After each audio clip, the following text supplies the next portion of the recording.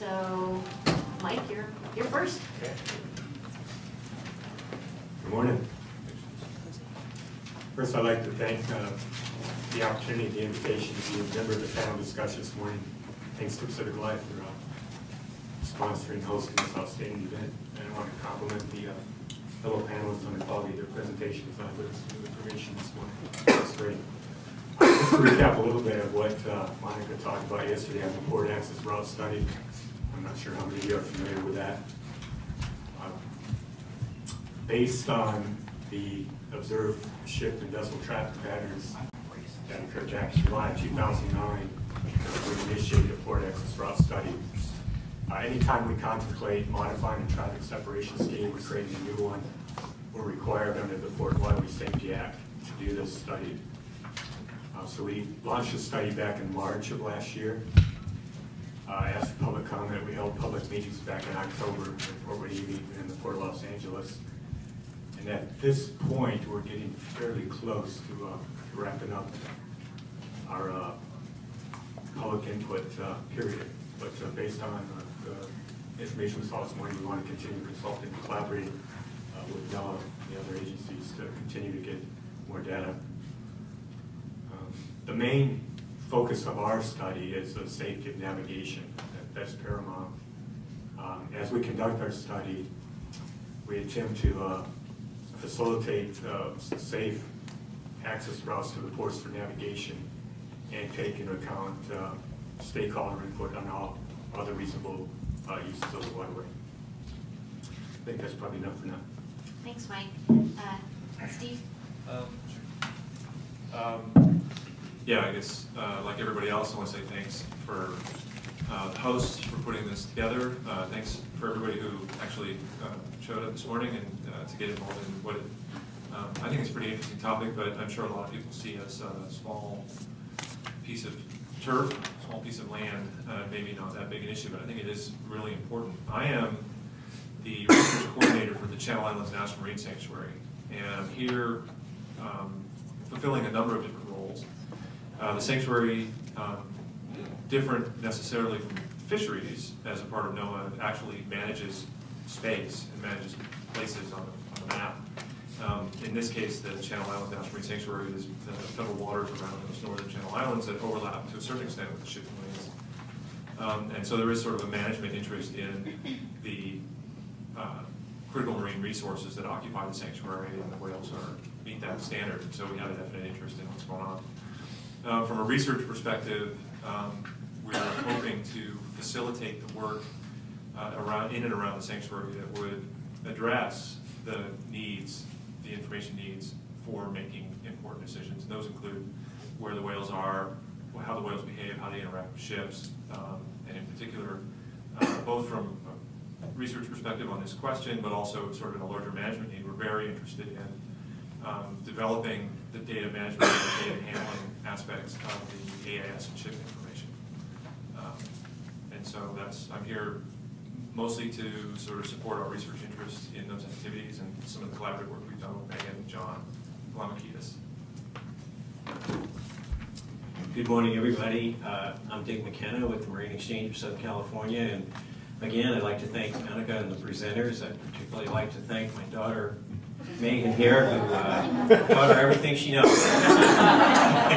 However, just joshing, you know, so we have met Megan, though, because of our involvement in the Channel Islands Marine Sanctuary Council, of which I'm the industry representative.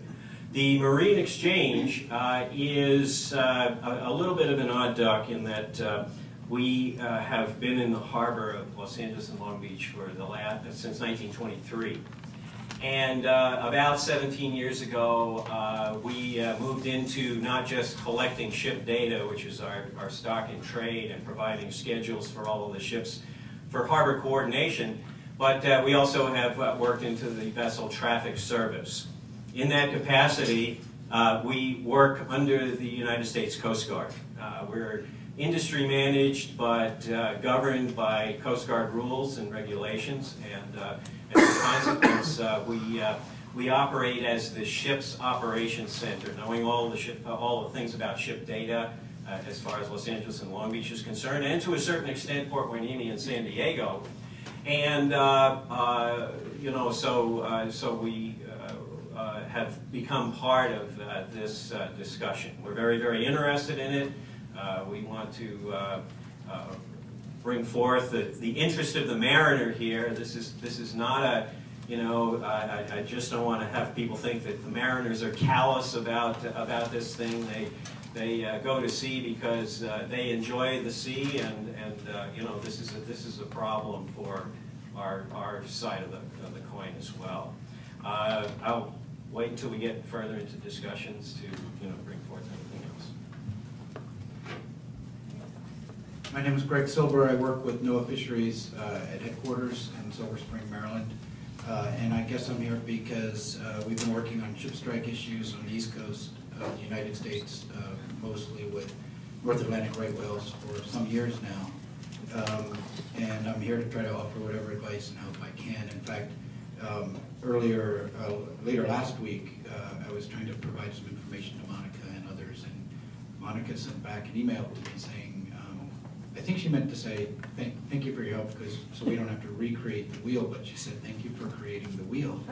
And I've been around for a long time, but actually it predates me by just a little bit, the wheel, you mentioned the wheel. Anyway, we have been through a lot of the types of things that you guys are considering. We've gone to the IMO, and we've, International Maritime Organization, and we've modified traffic separations teams. We've created areas to be avoided. We've done vessel speed regulations, vessel speed advisories. We've tried it all. We've made a lot of mistakes. We've learned a lot.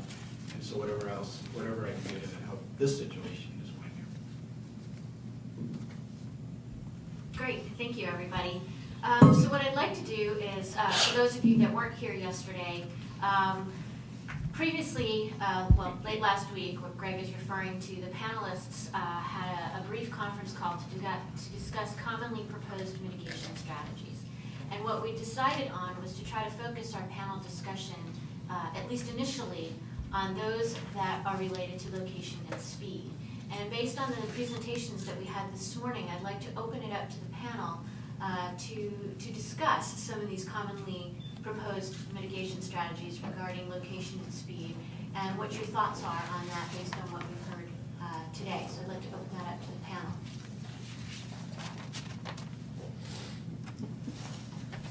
Maybe I ought to give a little background on what is happening currently in the Southern California Bight. As has been mentioned, the 24-mile rule that CARB instituted as of effective July 2009 has changed the patterns. And you know, from our data, first of all, you know, because of the economy, the traffic density is down in the Los Angeles Long Beach area.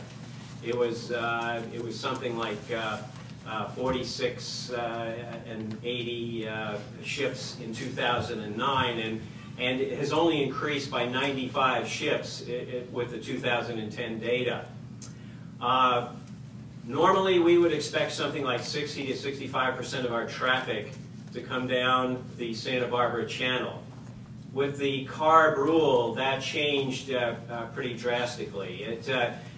For all shipped arrivals into LA and Long Beach, it dropped in the Santa Barbara Channel to something like 15.6% arrivals and 10 and a fraction percent departures.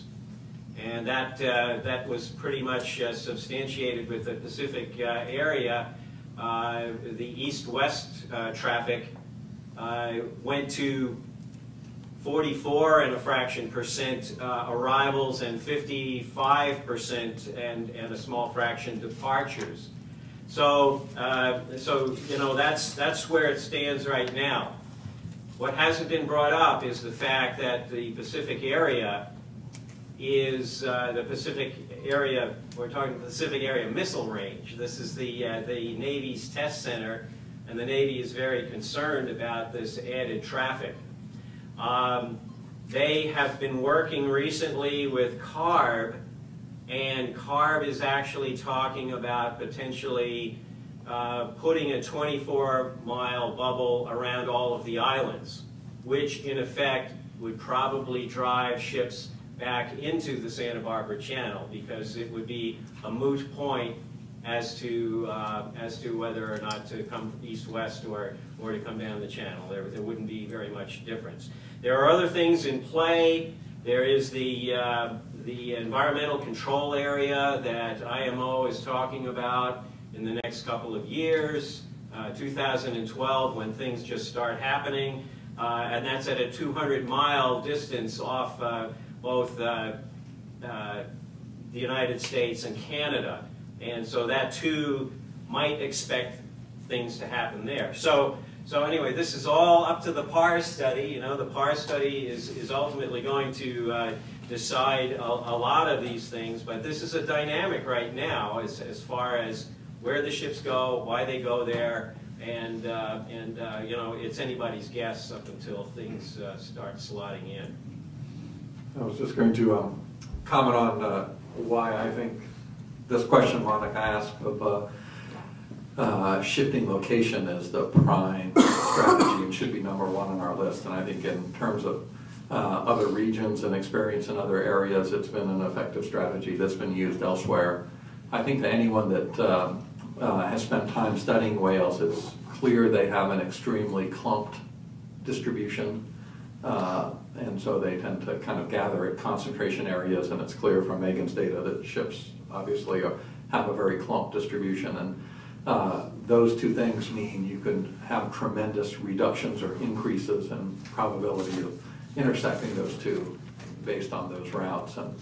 And from talking to industry and especially with this PARS process, it also seems the easiest, most available, quickest fix with least cost to the industry that's out there. So in any discussion of reducing ship strikes, I think it's worth exploring other areas, but that is the low-hanging fruit that could have the most significant improvement. So I think Jessica's point is it would never eliminate all ship strikes, and it could vary how successful it was year to year. I don't know if anyone would dispute that as kind of the main reasons why locations are most effective for a strategy. I would just add that interannual variability is very important, but when you look over a long time period, there may be locations that would minimize risk over a long, taking that long time scale. So it's not that we can't do anything. Yeah, partly to John's point, but I'd like to just make a couple observations, and actually I have questions for people on my own panel. But it's clear that reducing the co-occurrence of whales and ships is by far the best way to go. And on the East Coast, we couldn't do that in all situations, so we basically went to a second tier, perhaps in the long run less effective measure, which is the reduction of speed of those vessels. Which is clearly less desirable, but is maybe necessary in some situations. But I was impressed, Jessica, by your data and your analysis, but I do have a question. It seems to me, based on your analysis and the PARS analysis, that this group or whomever could go to the IMO, the International Maritime Organization, at just about any time, and to try to move lanes if that's decided the course of action. The only thing that concerns me still a bit is the interannual variability and how to get a handle on that. I understand that you did take that into account, but it's still probably a real phenomenon. And if we decide to move the lanes, the animals are still going to probably do what they need to do and what to do. So I do have some thoughts about that, but I guess my questions for the oceanographers, and I don't know if Daniel's still in the room, and for you guys as well, are there ways to predict those oceanographic features, let's say 6 weeks in advance or 4 weeks in advance or something like that? I can't even remember exactly the variables you looked at, but if you can get a handle on where the prey is going to be in advance, I think would help a lot with sort of shorter term and reactive kinds of management measures that might include dynamic areas, for example, or using speed restrictions if you have to in a short term. And then, Mike, to put you on the spot a little bit, based on Jessica's analysis, do you see, off the top of your head, any immediate concerns about navigational hazards or bathymetry that might create navigational hazards for masters?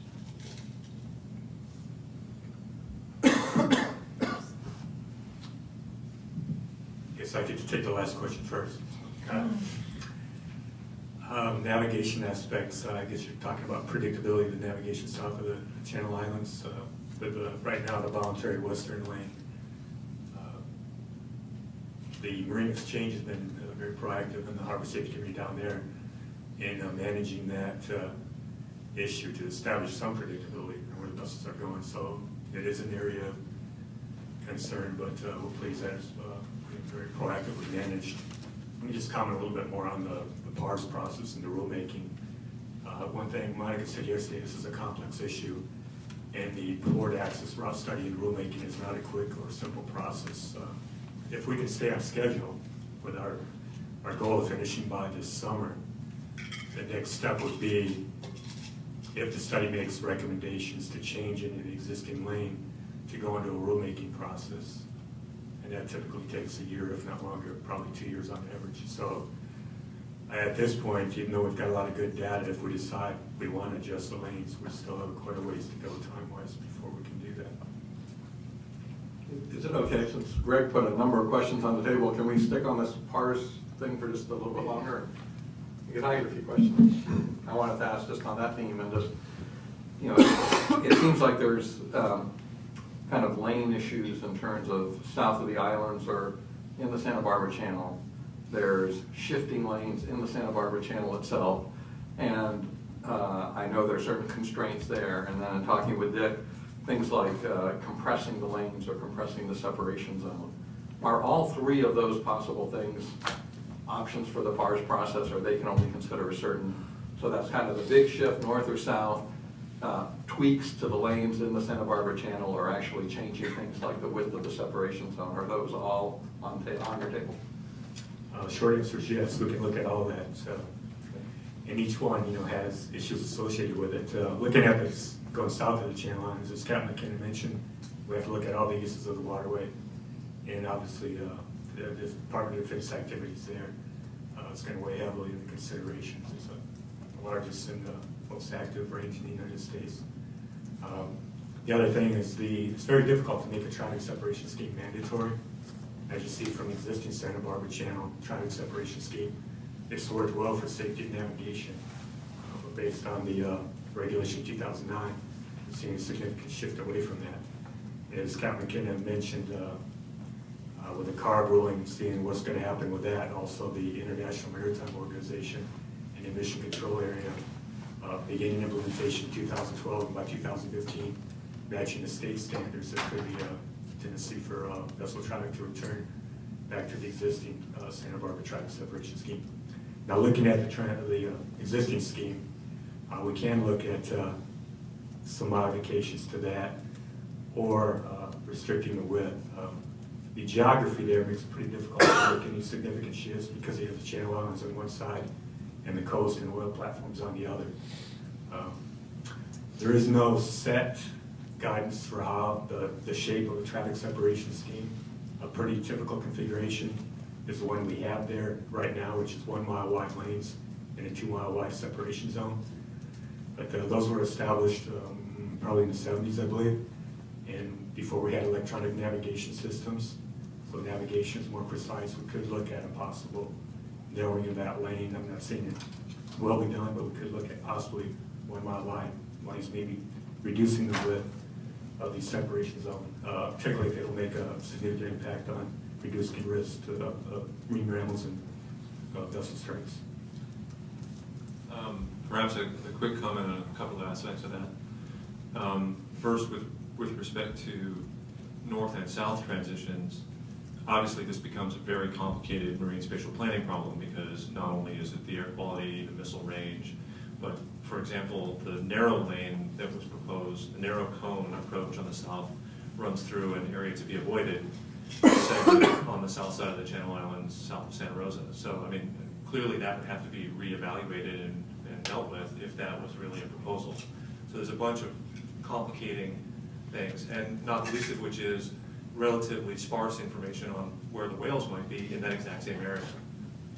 The second thing that occurs is, with respect to narrowing lanes, one of the results from the AIS analysis that was done is that there is actually a gradient of speeds within the lane as ships are overtaking inside and outside. And now if you're talking about narrowing a lane with quarter-mile long ships traveling 25 miles an hour passing each other, that creates other complications that may mitigate the benefits of reducing the footprint. Yeah, and let me just jump in for a second, because I think the power of what we've done so far is we've now got an analysis toolbox. So if we can, through the PAR study or with other stakeholders, draw lines that would make sense, that would be safe, we can do these same sorts of analysis in those lines and look at the risk. And so I think that's the power of it. Everything is set, and so we can look at that area to be avoided. We can look at adding a better traffic separation scheme. We've got the 1 nautical mile wide that maybe a cone pattern won't work. But certainly those are things we can look at and address fairly easily with the setup we've got now. So those are valuable comments and things we could work together to draw those lines in a manner that would work for multiple stakeholders. But one of the things that I wanted to say, having said that, is that given that level of complexity, it's likely not a science problem at that point. In other words, the science data will take you so far, and then there's a whole bunch of other issues related to how humans make decisions in that context. For example, there's been much discussion that when the larger footprint of the air quality rule goes in place in either an EPA or an air quality board or whatever is the harmonization, they're talking about 200 miles offshore regulating fuels. And everybody's like, well, that makes the problem go away because everyone will just go back on the shipping lanes. I'm not entirely sure that that's a solid prediction. Having had a year and a half of people driving all over the place, they may have found routes they like. So, I think that there's a whole number of other sort of human-human interaction problems that probably need to get addressed in order to come up with a workable, doable solution. Yeah, I think that's absolutely a very important and valid point. But let's bring the whale data to the table, at least how we've been able to look at it, so that can be a part of this discussion. So Steve and others, based on my experience with the PARs on the East Coast of the United States, for better or for worse, all of that falls on the shoulders of the U.S. Coast Guard.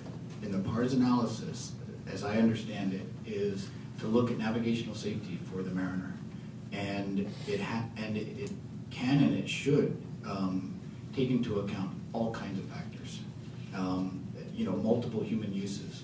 And the whale data are, frankly, a small part of that. I think the onus could be on the fisheries service and NOAA generally to go to the Coast Guard and say, here are our whale data, understanding that there are a lot of other factors as well. And what I meant by other kinds of hazards, I mean, I don't know if there are oil rigs or the military, the Navy zone and other ATVAs to be considered.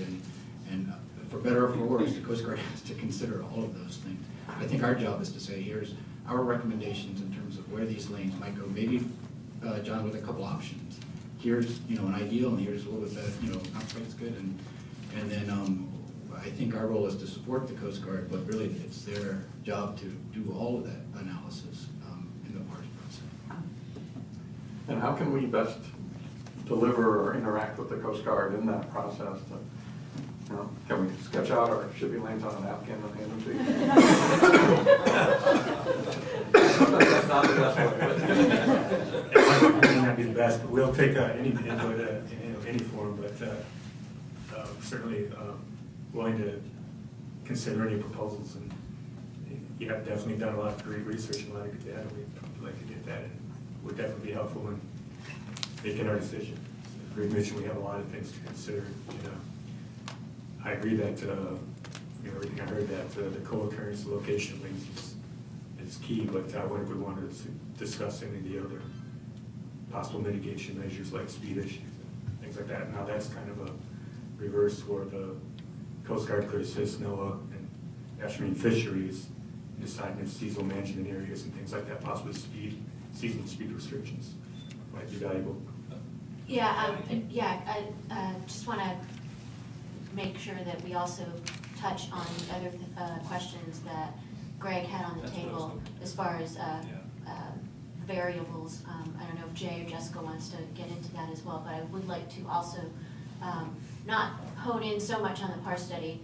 I think we've discussed that quite a lot, but I would like to not necessarily move on, but would like to hear a little bit about the other thing that we've put on the table, which is speed, and the feasibility of that, and compliance and mandatory issues that Greg might be able to actually give us a little bit of insight on how well even mandatory things have worked on the East Coast, to give some insight on that. So go ahead, Steve.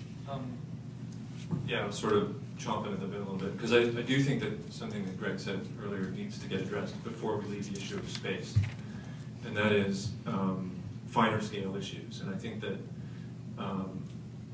one does one's best with data, and as somebody pointed out yesterday, somebody's got to go make a decision. So keep going on the research that's happening, but recognize there's a lot of other interactions in space and time. The critters have behaviors, the critters, there's patterns, seasonal patterns that we see within a year that John and I have talked about, where humpbacks are on one side of the channel early in the season, they're on the other side of the channel late in the season. One of those may be more predictable than the others. And recognizing that, we've been trying to propose exactly the kind of monitoring you were talking about in terms of developing a more fine-scale understanding so that it isn't one rule everywhere all the time. Maybe we can be more subtle and more interactive in developing a rule. We've been trying for several years to get that kind of work supported. The other thing that we have is mountains and mountains and mountains of observational data not collected in a systematic sampling effort. And it has been John's data is systematic, but not in sort of a large-scale sampling design. We have volunteer data, we have aerial flights, also not collected with a sampling design focused on that question. Turns out there are techniques for evaluating that kind of data to evaluate distribution. In terrestrial environments, people do this all the time.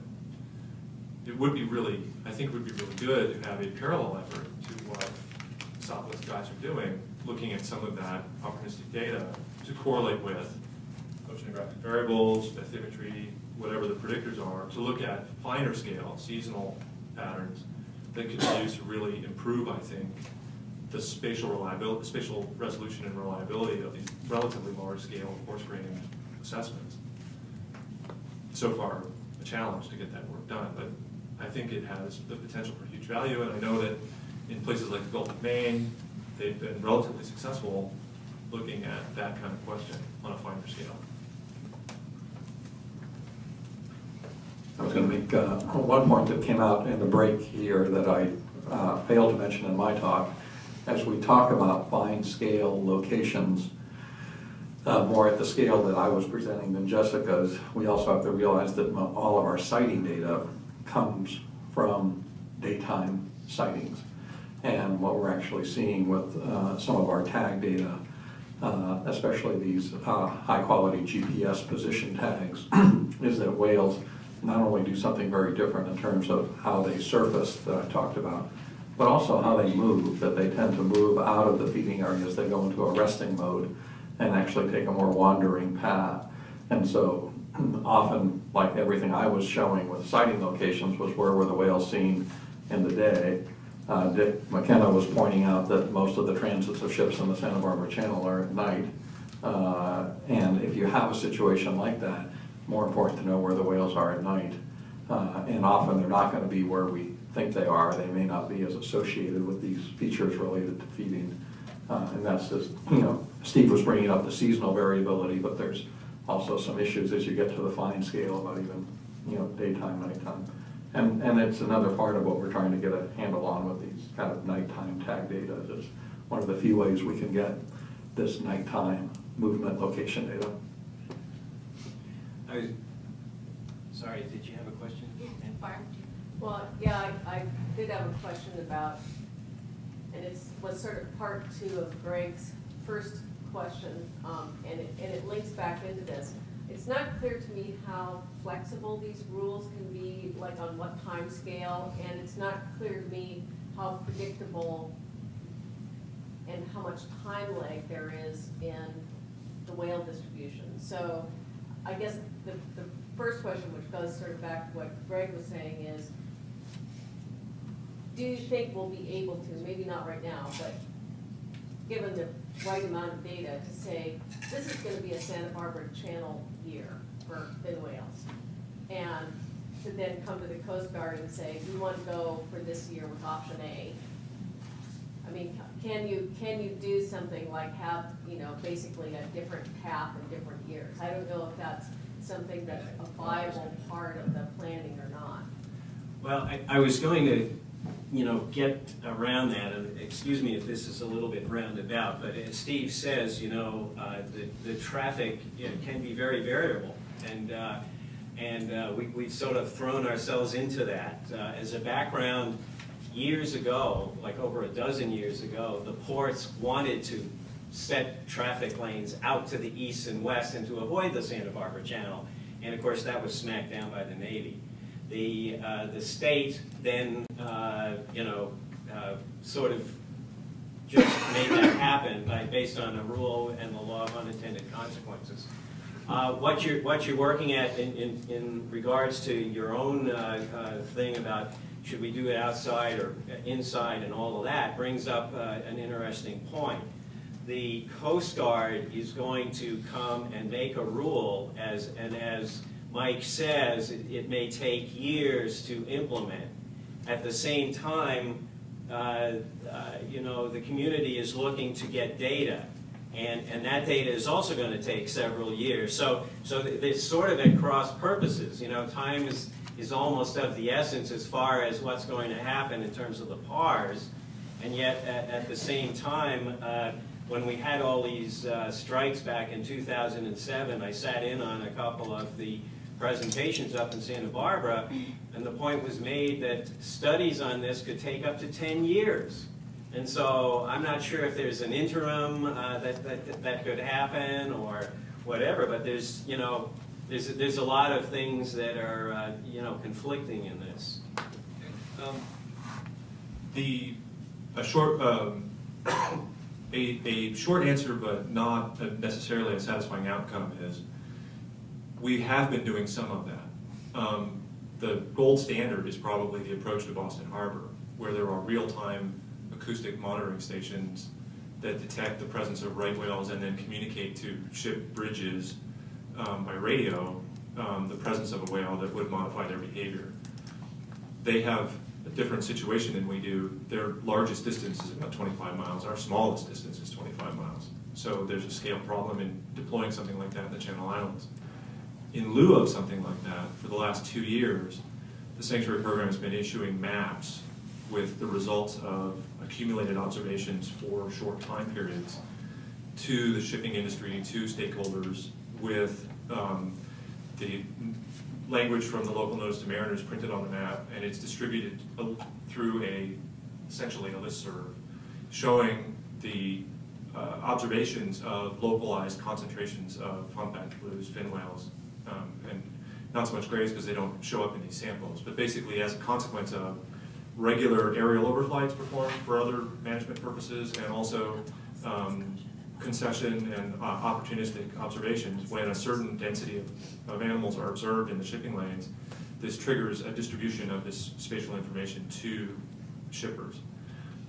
Megan's AIS data would suggest it hasn't really resulted in a lot of slowdown, but mechanisms for communicating some of this information do exist, which I think is part of your question, perhaps. With respect to the timelines of predictability for some of these things,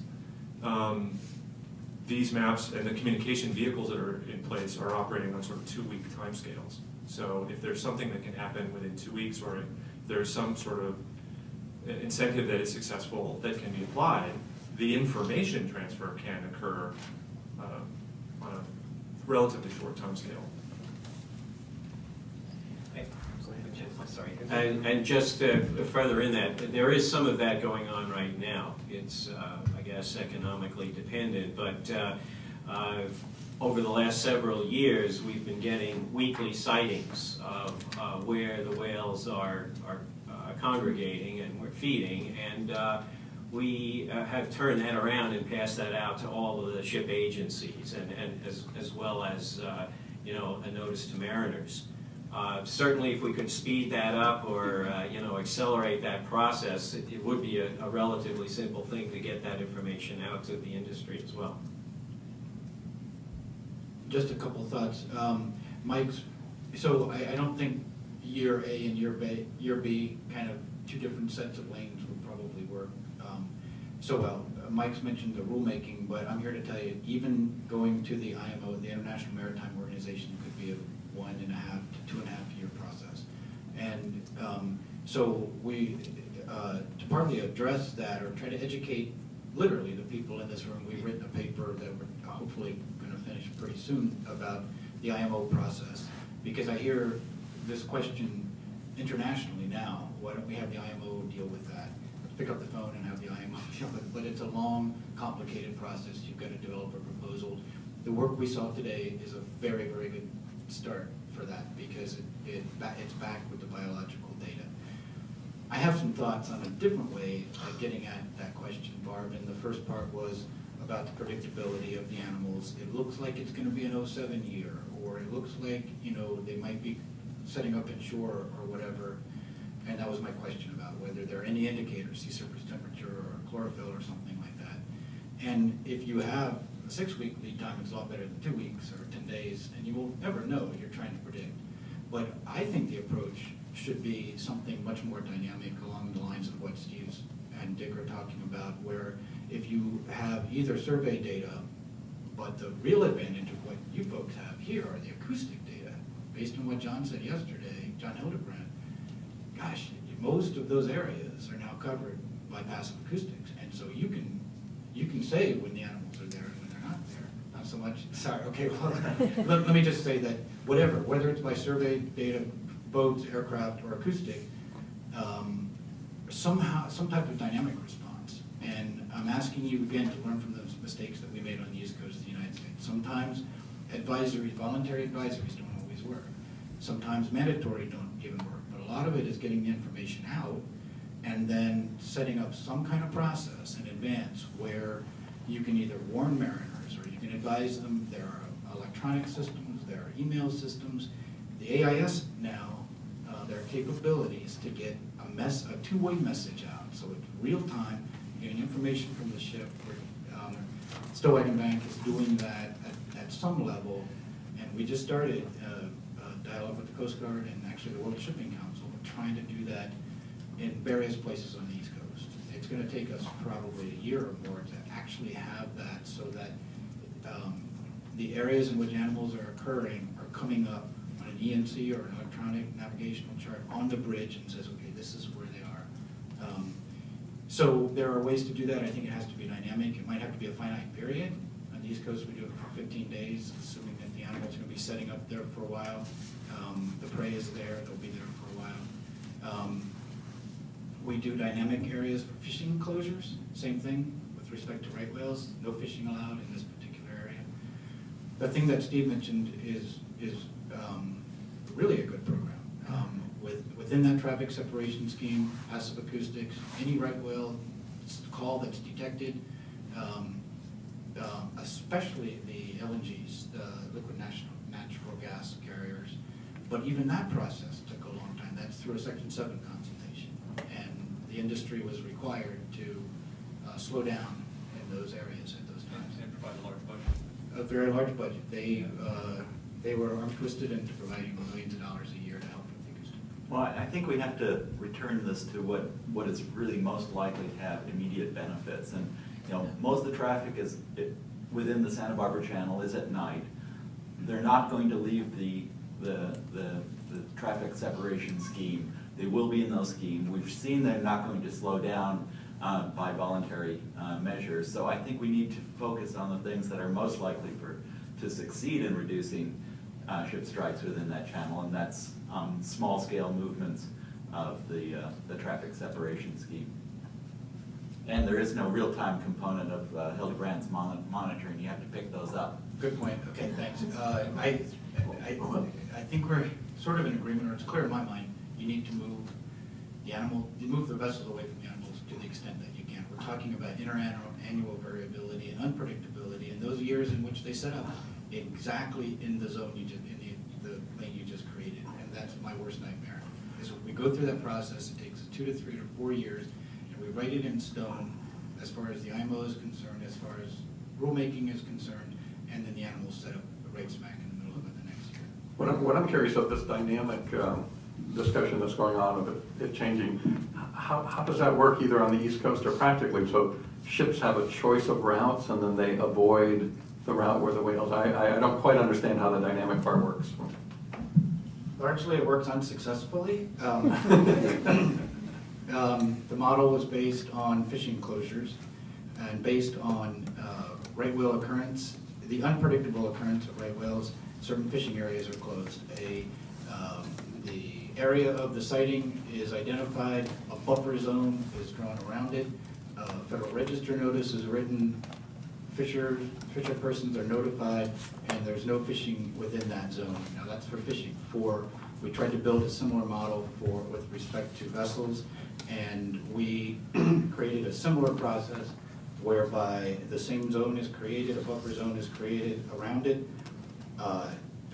Local notice to mariners, as many ways as we get the information out. Finally getting to your question, it's voluntary.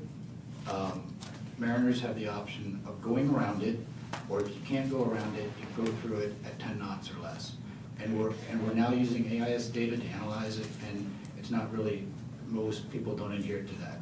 So that's an example of the lesson that we've learned, and we're in the process of trying to noodle out whether they should become mandatory, whether we should drop them altogether.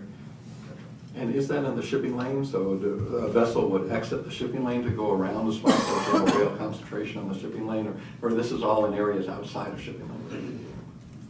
Very few shipping lanes on the East Coast. There's a TSS in New York, there's one in Boston, and maybe a few others. There are no shipping lanes, very few, not like what you guys have here, and these are in areas in which we are not able to reliably predict where right whales are going to occur in a particular season or a particular time. And we made seasonal management zones where we knew right whales could be predicted along migratory routes and on seasonal bases. That also aligned with high density of vessels going in and out of ports. So what we built this up, and we tried to make those as small as we possibly could to reduce the impact to mariners. But we wanted a second means by which we could pick up the unpredictable aggregations of right whales. So it sounds, see if I'm getting this right. So it sounds like this dynamic portion we're talking about would be an example of something that, if I transfer to the West Coast here, could work for something like south of the islands if there were not shipping lanes there. It's not something where you'd actually shift shipping lanes. So maybe it's part of a dual strategy. You move shipping lanes to most effective areas through areas like the Santa Barbara Channel. We still have this sort of distribution if there's still a reluctance on the Navy's part to create shipping lanes south of the islands, but there are still vessels using them for whatever reason. That would be an area you could create dynamic areas to be avoided, since vessels are sort of picking their own routes there anyway. Am I getting that correctly of how that could apply? Yes, in fact, you were much more articulate in terms of describing it than I was. I think there are headaches associated with that, and I don't think it's the most desirable course. The thing that concerns me is that these whales tend to do not necessarily what we expect them to do all the time. And I do think the dual part that you mentioned is one option. I'm not pushing for it, I'm just saying there are other management tools that are out there. And the only other thing I would really urge is think about it long and hard in the beginning before you try to set it up, because there are, there are political issues, there are communication issues, there are resource issues, there are mandatory versus voluntary issues, there are enforcement issues, there are compliance, but I do think that you can have sort of a dual approach like that if you choose, as long as you sort of nail it out in advance. What I'd like to do right now, we have about 20 minutes left before lunch. There are several things that are on the table. We've had a great discussion with the panel. I'd like to open it up also to the audience to provide some insight. And I'd also like to get back a little bit to the science questions that we really, I think, need to focus on as a community of researchers, where there's a lot of things that were brought up through a lot of the talks that we had today, where there's some gaps and some needs.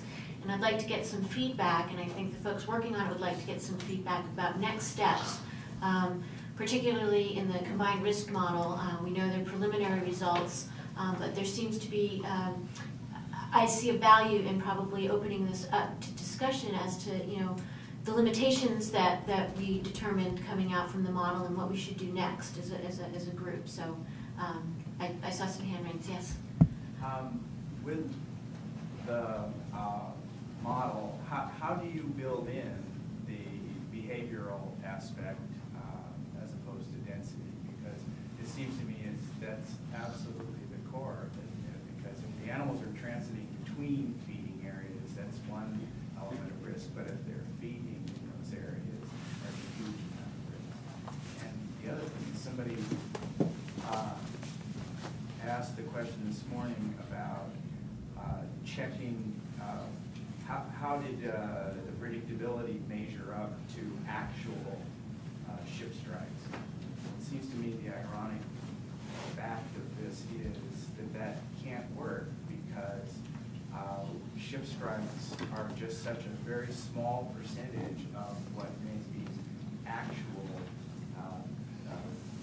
strandings of animals, so that you can't really say. You may have a low risk situation and have high ship strikes. It just can happen that way. Yeah, so let me address your first question about getting at the whale behavior. And we can't do that with the line transect survey data that we've used so far to build the model. I would see that in starting to move to a partnership with folks who are doing the tagging data so that they can start to identify those areas where the different behavior types are occurring. And there's been some exciting work done with tagging data to start to characterize different habitats and how that would work. And so that might be a way you could layer that model and factor that in. I think it's probably a multiplicative addition to the model. And then your next question is relating our risk metric that's coming out of our model to the actual ship strikes. And it's a very valid point that we do think one of the big issues is that so many strikes are going unreported. But I would still think that the ones you're seeing, when they're higher, that's a year where probably it's higher overall, that maybe there is some proportionality there. And so we would expect when our risk metric is high, you should see a high number in the database. And so I think that's at least a way to start working on it. And I'd also like to just take a minute to address, I feel like a theme of kind of what level can we predict at? Because we really, I think for everyone, for Navy uses, for shipping traffic, almost any human impact, you'd like to be able to predict whale distributions on as fine a space and time scale as you can. I think an important point is the finer you get both in space and time, the harder it is to predict. There's just more variability in that system. And so our models tend to do well over these really long sunrise time periods, but getting to that finer, it's complex. And John, I think your data, your 3 slides, for 2007, 2008, and 2009, where they're at, it's highly variable on that fine scale on the channel. And so I think I would actually really like to see some models built with the fine scale effort to say, okay, what can we pick out as salient features in the area, in the finer scale area? But I think that does need to be looked at in a rigorous method. So, if I may, go ahead, Jay. Yeah, I think that we've got one solid scientific recommendation that can come out of this panel, and that Jessica just articulated. I'd like to add another is that building on what John said, we really need to know what these animals are doing at night. We need a dedicated, large-scale effort to satellite tag these animals with the type of tag that give fine-scale movement patterns throughout the 24-hour cycle, and I think we really need to do that this coming year. And if I may, what everybody said, I would agree with 100%. As you get to smaller time and space scales, you do have higher variability. Good news is, in some cases, we also have lots and lots of data. And we also have a number of what, if we approach them correctly, can be very important null hypotheses about what's going on out there based on firsthand observation. John's been out there a lot, and the times that he and I have been out there, on the shearwater, there are some patterns that seem very important with regard to distribution of krill, the bathymetric condition, and various other things that can start as testable ideas, so that it's not just shooting in the dark all over the place looking for some of the patterns that would address what Greg was looking for. And so I think, number one, this stuff is moving forward very fast and providing answers very quickly, so it needs to happen. And it may take years for IMO or any of these decisions to bear real structural fruit. Okay, that means we've got a couple years to do some of this targeted work, like John's doing and like what we'd like to do, and actually get you a better answer to that question. Chris? For Jessica and Jake, I think you've identified two priorities in terms of looking at finer scale distribution and also then behavior at night. I'd like to add another layer to that, see your reaction is, how would you propose to prioritize that by species? Given what looks like initially in Jessica's results is really at some point we're going to be making some value judgments about how to minimize risk amongst the various species groups. And in order to do that, we would want to prioritize the two research questions that you've put forth to be at the top of the list. So I'd be interested in your thoughts on that.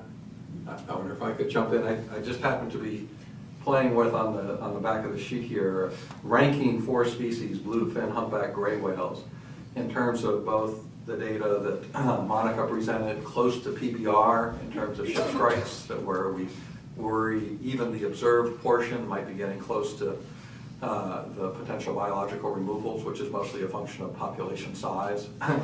The trend of those species off California, or which ones seem to be maybe more at risk, and the proportion of strandings that involve ship strikes.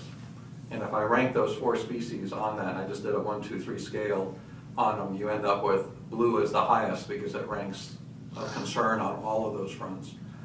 Fin whales are next highest. They have a positive population trend, but there are other factors and proportion of strandings. They look vulnerable to ship strikes.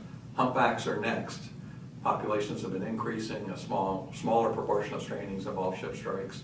They're far from PBR, and gray whales are at the bottom mostly by virtue of they're well below PBR. It's the largest of the populations, and it is a small proportion of strandings. So I think it does. We've had discussions in the past that we don't want to forget other species, but I think there is. You can take some objective criteria and you can add that. That's not a perfect mix, and come up with probably that priority. I don't know if anyone would disagree with that hierarchy. I think that's exactly right, but I'd add another dimension, and that is the Endangered Species Act. And gray whales are not listed.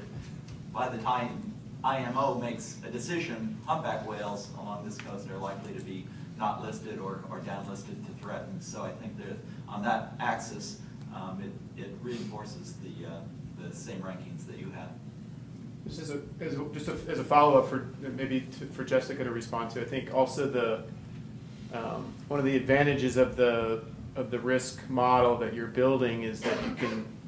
It seems like you'd be able to set that up to give you answers by putting different weights on different species groups, right? And so along those lines, for example, if you're trying to do small-scale tweaking of a traffic lane, that very well may be tweaked differently if you put a higher weight on blue and fins and minimize humpbacks, or vice versa, or you're trying to find the right sweet spot to minimize risk of blues and fins, which may very well do something much different for humpbacks. And so maybe if you want to talk about your thoughts on how that would proceed, and I think that also drives in the information needs and the prioritization of where the research would be done. The nice thing is it is trivially simple, and it's great when something is scientifically. The part that's not trivial is assigning those rankings, and that's where a lot of the effort has to go.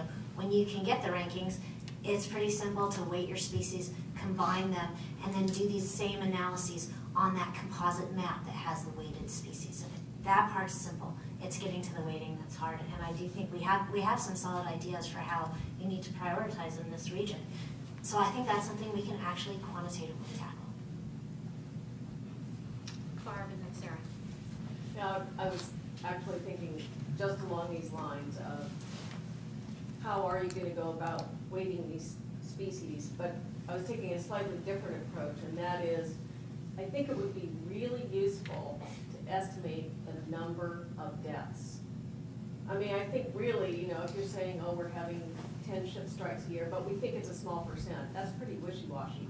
If you come out and say, we're killing 400 whales a year, and we only see 4 or something, that's a much more powerful statement in terms of how urgent it is to take some action to move things around. And I think this modeling effort, if you do exactly what you prioritize of getting more tags out on whales and actually looking at those things of, you know, how often are they in the ship strike zone, how, both in terms of, you know, within that distance of the surface and within that spatial range.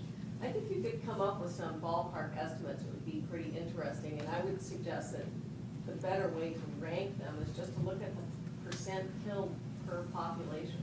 I mean, I think none of these whales are truly in danger of extinction. Their PBR is going to jump around as to, depending on how slow you are on getting them off of the Endangered Species Act. So I don't think that as a biologist, I would just pick out what percent of the population is getting killed by ship strikes as your ranking tool, and that would be a nice continuous variable as well to use as your weighting. And can I point out, we do have, there's a very straightforward way to try to do that, though it involves some assumptions. So where we do know the population size, where we can estimate the reproductive rate, we can calculate what the mortality rate should be, and we compare that to stranding data. And that's something that's been done. There's actually a paper circulating right now related to the Gulf of Mexico oil spill, and you know, how would you try to project observed mortality out to what's true. The assumption that is most troubling about that is if you calculate what percent of mortalities are documented with strandings, does that percent hold true for all causes of death? And is ship strike something that would not fall under that normal proportion because they can be dragged in on bows or occur more coastally or other things? But so you have to make an assumption that that's equivalent. You can estimate this, and it's something that John Haining and Marilyn Dahlheim, you know, had a paper on for gray whales, did that exact calculation. And interestingly, almost all the information to do that is, you know, in the stock assessment reports. You could literally go through them, and since the stock assessment reports report population mortality and have some assumed rate of reproductive rate. But I mean, it's sort of interesting. You could get crude estimates of that, and I think it is valid. And you know, I think PBR is still useful in the sense that you know, there's that correction factor in PBR for endangered or not. That's, other than that, it really is talking about that calculation and population size. Other than that one factor in there, right? That does the same thing. I guess what I'm looking at is an independent model that would be based on the tagging data and the shipping data together. Forget the strandings altogether. Just completely independent from that. I'm seeing shaking of heads. I'm not quite sure I could do that. I think that animals do avoid ships at the last minute, and I think that's, you just don't know what would constitute a near miss and what would constitute a mortality event. They're not passive objects, and I don't think you can treat them as such. Jeff's been working on IWC on ship strikes issues, and I don't know if they've taken a different approach towards estimating ship strikes. It's a little, I haven't really gotten into it yet, Jay, so can't really comment. Thanks. We're actually out of time, but I know there's two people. I want to get Daniel and the gentleman there on the right to ask their question. Bart's going to be giving a keynote speech very shortly. So do you want to quickly ask your question or possibly talk to the panelists later? Go ahead, Dan. Yeah, I can certainly talk about the environmental aspects later, but the question I had was for Greg, and it's pretty quick. You, I think, mentioned that the East Coast, they have a prey detection system. They have a way to say where the prey is and what kind of prey. Can you comment on how they do that? Prey for right whales? Yeah. No. Again, We conducted a, could I just go back and comment really briefly and this question, and then I'll come back to that. We recently conducted some studies in a laboratory using a model whale and a model ship. It was all to scale, and we ran the model vessel at the model whale at various speeds, and it became clear to us that if you're on the center line, you're toast anyway, even at 5 knots. So if you're offset a little bit, the chances, the impact is reduced a lot. The other thing that was most striking to me about that, and John, I couldn't read the axis on your one of your graphs earlier about the depth at which an animal might be vulnerable, but what we determined in that study was that as much as 1 to 2 drafts below a ship, you'll get a drawing vacuum suction factor. So even whales that respond at the last minute, as Jay proposed, assuming their reaction is to dive, for example, there's very little evidence of that, but they could be drawn back into the propellers at even 1 to 2 drafts of a ship. So they could be. When you say 1 draft, that's 1 draft below the bottom of the ship? Yes, 2 times the draft. So if the draft is 45 feet, you know, it's going to be a 70, 80, 90 foot zone in which that animal could be drawn back up. So if you do respond in the last minute, the last 2 minutes or something like that, you're like, whoa, I need to dive, you could be drawn back into the propeller, I believe. Okay, last question. But let me get it, Daniel, go fast, I'm sorry. We have no prey detection. We did a workshop and we said, look, if we can do predictive modeling, we can say where we think these whales might occur, but we have no sort of oceanographic predictive modeling system there. Forgive me. Thank you to the panel. This has been a great discussion. Couple of things. Thank you for your comments on the 5 knots. We've always thought that inertia was a more important component than the actual speed of the vessel. So thank you for trying to clarify that issue. I'm with the industry. I come from the shipping industry, and I'm here to observe and to be able to relay back as a conduit to the industry of how this issue is developing. And certainty in terms of how we move forward is probably the single most important criteria to the industry. And what we've seen here lately as a result of the CARB regulation is gross uncertainty. And in that uncertainty has been opportunity, because quite frankly, you would have never seen the percentage of vessels going to the south of the Channel Islands if it hadn't been for the CARB regulation. So the fundamental question that I think the industry would have for you folks today is that been a good thing or a bad thing for the whales? And if you can't answer that question, I think you need to step back and say, what is it going to take to be able to answer those types of basic abundance and distribution issues for these species so that the industry can be a willing partner in helping you to reduce the potential impacts on those things. The bathymetry, the shelf context, I think we're of particular interest and may offer some low-hanging fruit. I can tell you, based on economic scheduling and other things, the speed reduction concept is looked at very skeptically by the industry. And again, it gets back partially to not only the economics of slowing down and meeting your schedule, but also, you know, is this really going to be an effective strategy when you look at the inertia of some of these vessels and the size of some of these vessels? But again, I would go back, again, this has been a great discussion, but the fundamental question that the industry would have for you today, has the shift been better or worse? And I would also suggest that if CARB goes forward with extending the boundaries, that's a whole nother level of uncertainty that's going to be injected here. And we're all looking, and the industry has been supportive of the clean fuel requirements in 2015 when everything becomes harmonized. And I guess the question is, most of this issue in terms of ship routing has been driven by the air quality issue. I actually think in 2015, when it's 200 nautical miles, the air quality issue resolves itself, and ships go back to what is the best economic route for the vessel to take. And so the whale people need to be prepared to say, here's the best routing for the whales at that point in time. But can anybody answer the question? Is it better or worse? Better humpbacks, worse fin whales, blue whales, probably better. Yeah, I mean, I think that's what we showed on that large scale. So I think we do have that for you. It's just when you say whales altogether, it makes it harder, and that's why I think moving towards this ranking and really looking at the species, we'll have that answer, or have an answer. And I would say that right now, the data quality is sufficiently poor on the south side because it's not where we normally go with the same resolution as we do on the north side of the island of the channel, that we can't give you a coarse answer that probably isn't satisfying. but we are working with Navy support to do overflights, to do some surveys back there in order to get to a better answer in a short period of time. At the same time, we're going to encounter all these same problems.